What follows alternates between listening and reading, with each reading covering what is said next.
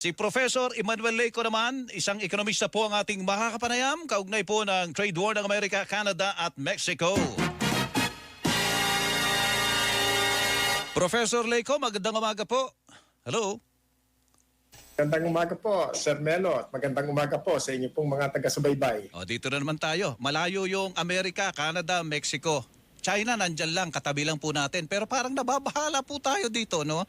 Professor, dito sa pagtataas ng taripa ng Amerika, kasi ang sagot ng mga bansang ito, lalo Canada at saka Mexico, itataas din nila yung taripa nila doon sa mga produktong galing naman sa Estados Unidos. Paano ba tayo maapektuhan dito po sa atin sa Pilipinas, Professor?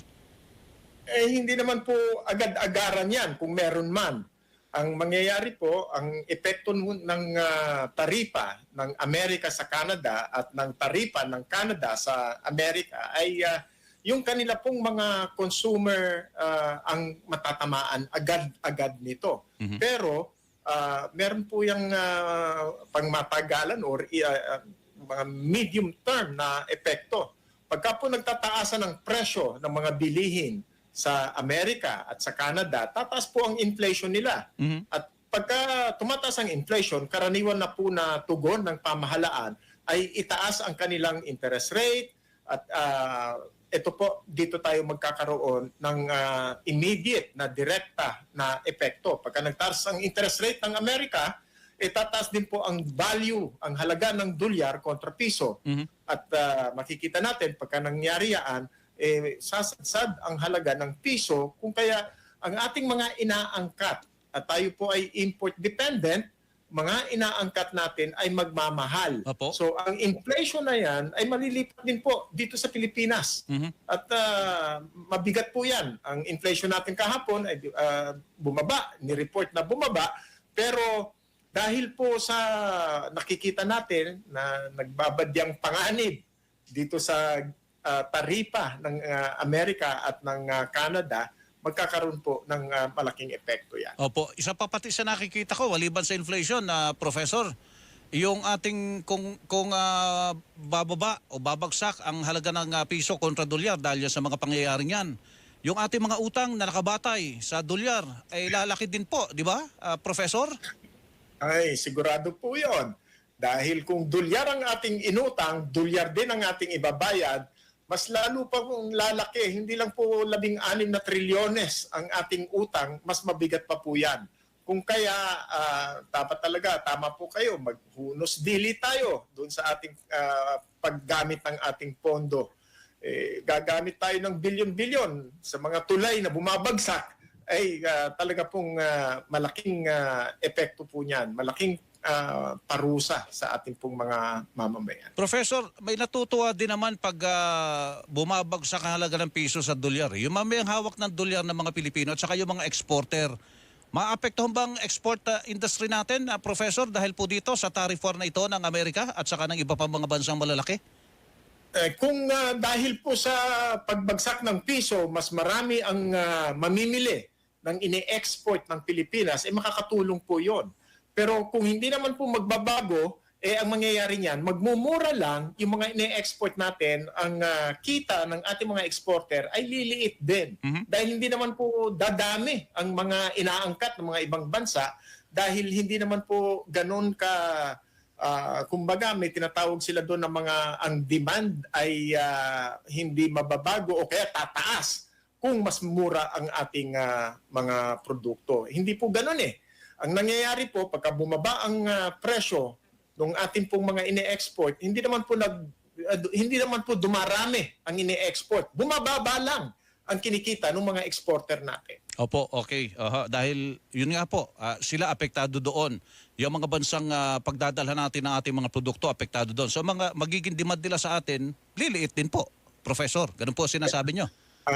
Sa bilang ng demand, bilang ng produkto, Opo. hindi po magbabago. Mhm.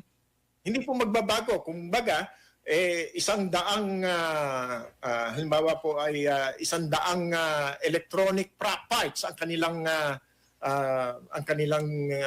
inaangkat mula sa Pilipinas, hindi naman po tataas na mahigit pa sa 100. Siguro po 100, dadagdagan ng 10 pero hindi po lalaki ang kanilang kinikita dito. Opo. Dahil hindi naman po hindi naman po yung demand ay pagka pinagbili natin, bibili agad lahat ng ating pong mga mamimili doon po sa mga ibang bansa. Hindi po kasi ganun eh.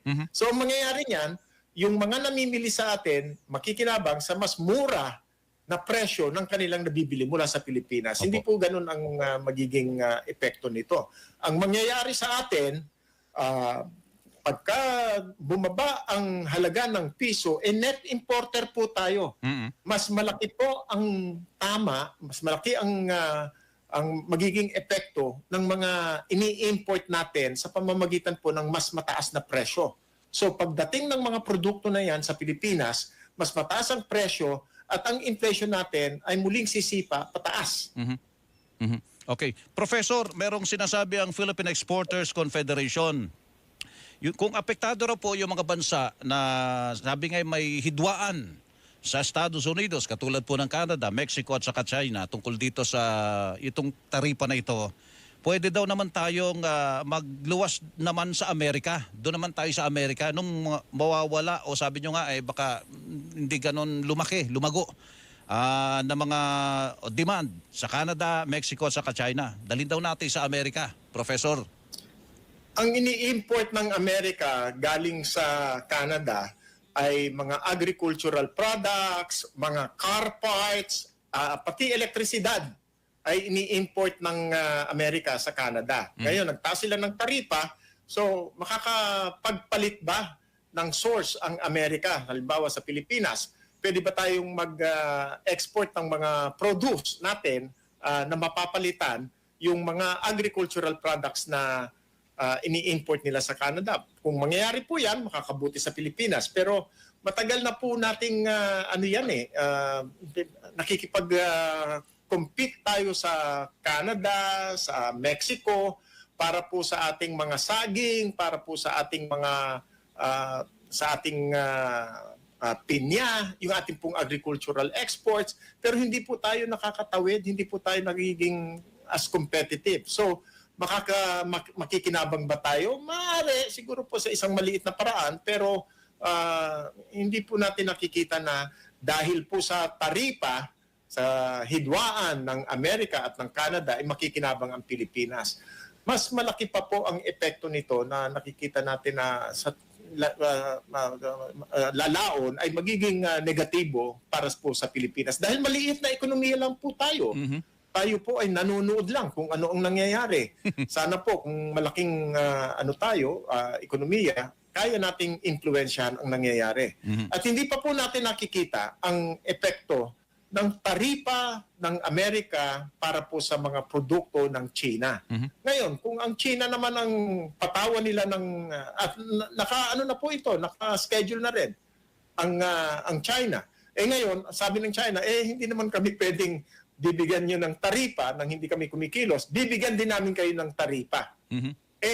Ang taripa ang inaangkat ng Amerika galing sa China ay mga mahahalagang inputs sa kanilang kotse, sa kanilang mga electronics, at sa kanila pong mga mahahalagang mga industriya. Ngayon, pagka tumaas ang presyo niyan, mas malamang sa hindi, taas po talaga ang inflation sa Amerika. At ito po ang ating inaabangan. Pagka tumaas ang inflation sa Amerika, ano ang kanilang magiging sagot?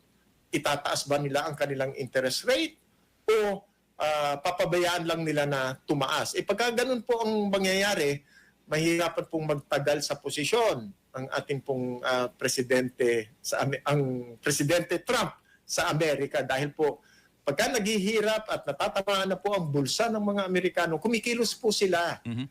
Magiging matindi po ang krisis sa Amerika. Magkakaroon po ito ng nakikita natin na political confrontation. Ngayon po, talong-talo ang mga Democrats, pero pagka ganyan po ang epekto ng ekonomiya o ng mga policies ni Trump sa ekonomiya ng Amerika, malamang po ang mga Amerikano ay kikilos din at para po itigil ang ganitong hakbang Opo. ng presidente. Opo. Professor, panghuli na lang po, pinupunan na rin daw ng Amerika ang laki ng taripa na pinapataw ng Pilipinas sa kanilang mga produkto na nasa 3.3% kumpara sa 1.4% na taripa ng Amerika sa Philippine products. Ito, direkta ito, na epekto.